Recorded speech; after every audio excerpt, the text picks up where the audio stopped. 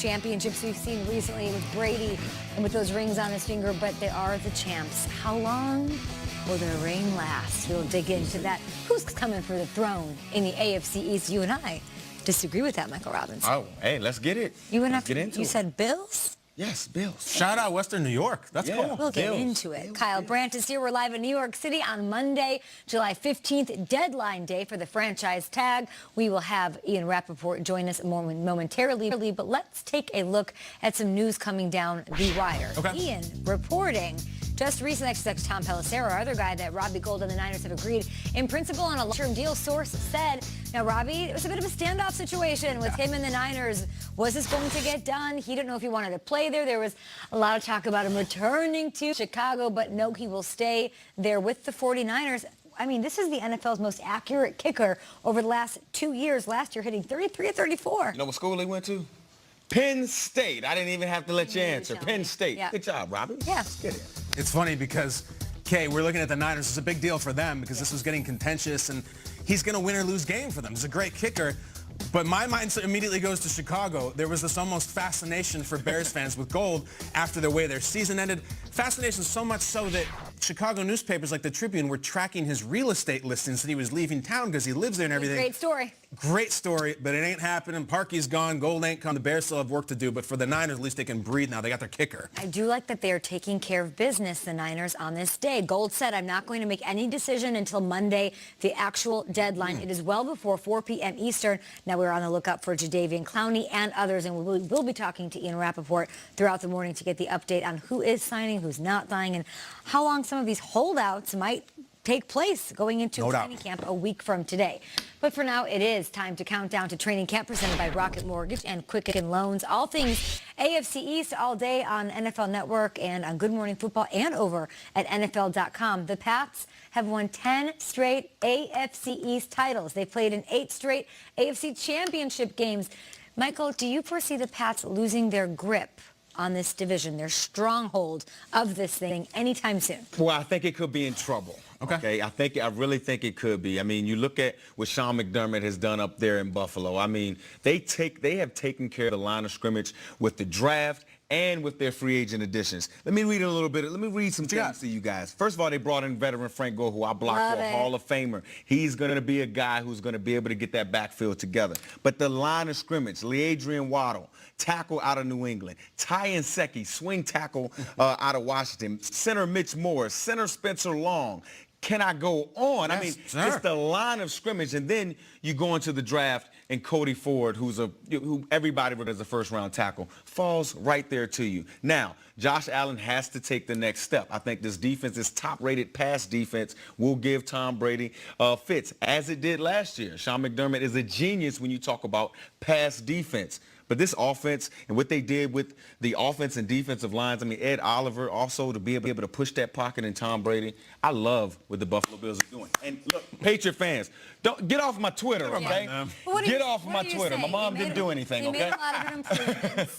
How big of a step do you expect them to take this year? I expect them to get in the playoffs. Okay. I mean, I really do, whether that's winning the division or getting a wild card berth. But I expect them to get into the playoffs. Again, it's all going to fall on the growth of the second-year quarterback, Josh Allen. And we're going to have a segment later. I'll talk about what he needs to do to actually make that happen. Quarterbacks are so fascinating in this division. I got to go with the Jets here, though, because I look at Sam Darnold, and if he takes a huge step up, I'm interested in what he can do. The Patriots, though, defining all reason, defining all logic, that at some point they are going to fall off. I cannot take anything away from them, even without Rob Gronkowski. They are still to me, the favorite to win the division until Brady walks away, or Belichick walks away, or both, one or the other. It's just not happening. I have seen some things in Tom Brady's play over the last year and a half that does make me think, you know what?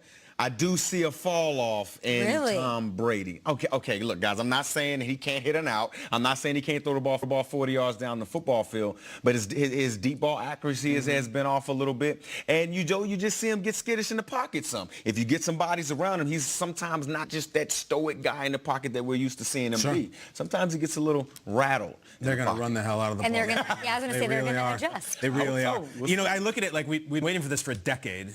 Some of us maybe even rooting for it. That's 10 years of the Jets, Bills, and Dolphins each trying every year. That's 30 teams that have tried to take them out. So I'm going to try to take a shot at someone who maybe could. I'm going to try to take a shot on the Dolphins if this could be the year. Really improbable, serious? but if I'm building a case, Mike, if I'm tasked with doing this on a Monday in July, this is what I would say. In order for the Dolphins to do that this year, first of all, it'd be wild. This is what would have to happen. Okay. I think Josh Rosen would have to be the story of the year. I don't think it's going to be Fitzpatrick. If you need the ceiling of Rosen and the talent, he'd have to be the story of the year, and Brian Flores would have to be the coach of the year. Those two things would have to happen. Okay. I think if they go to battle with Fitzpatrick, look, we know what he is. He'll have a hot month. He'll fall off. The good news is they have New England early, week 2. They'll get them like they usually do. But in order for them to really win this thing this year, the Josh Rosen thing has to work. He has to be himself, and Brian Flores has to coach the doors off on defense. That's the only way I can see this happening, guys. So the Bills, use that same sort of fill-in-the-blank scenario.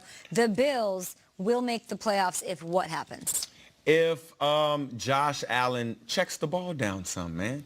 Look, I mean, he's always trying to push the ball down the football field. He has a big arm. He can throw it probably 100 yards if he tries. Throw it out of the stadium. Always trying to push the ball downfield, but far too often on film, I saw just a check down to the back or a tight end dragging that would go get the first down for you. Josh, I hope you're listening, man. Move the chains. Let that big arm come into effect when you need it, when a guy's open, when you're down by a lot of points and you got to push the ball down the field. No, man, you never go broke taking a profit. That's what a check down. Isn't that why they got Cole Beasley?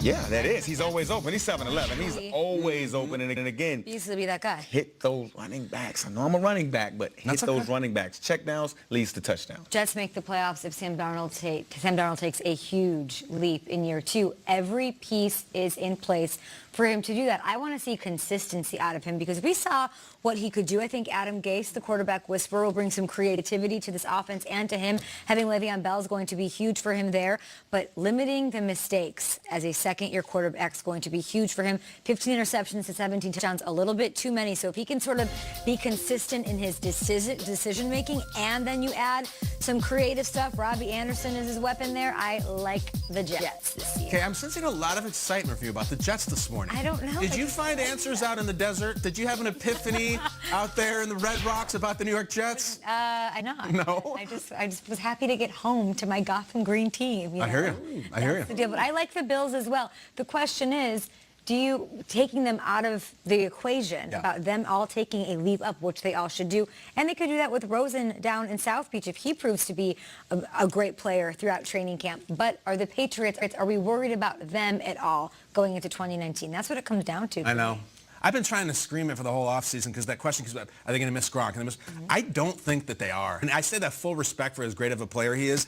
They're a step ahead of this. I don't think they were caught off guard by his retirement. Awesome player, but I've seen him lose Randy Moss. I've seen him lose Wes Welker and move right on. I'm telling you, they are building an army. Mike, you love the run game more than anybody I know. They are going to run the snot out of it all day long. Brady's older. He'll be more of a system quarterback, or rather a game manager quarterback as much as he could be. I think the Patriots have a plan for this season. It is blunt force trauma, defense and running. I think they'll be ready. Don't be surprised if rookie wide receiver N'Keal Harry is only a few feet from that tackle and he's running seam routes. He's kind of a pseudo tight end. He's a big enough body to be able to do that. And I also think, yeah, you're right, man. They're going to run the football. They're going to line up in the eye, get short motion to block the safety and say, come get some. You know what the problem is? It can happen. I hope so.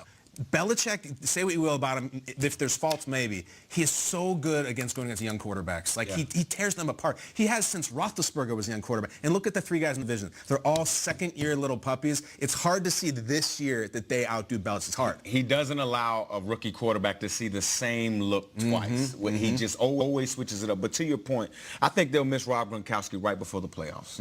Because Rob Gronkowski, his production has gone down, yes, over the last couple of years. But look at in the playoffs of the last couple of years, every big play. Monster. It went to Rob Gronkowski. In those terms, I think the Bills might have the biggest advantage because they're the ones that have stability a little bit with the coaching, the front office, and their quarterback for a second year in the row. There's lots of topsy-turviness throughout the rest of the AFC East. Breaking down that division all day long on NFL Network, on Good Morning Football, on NFL.com, as we are, get this, 70.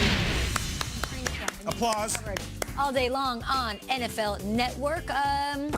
Head coach in town with Jameis Winston. Knew each other a long time ago. What does this mean for that division?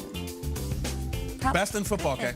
Best in football. And Kyle says Aaron Donald is on another level.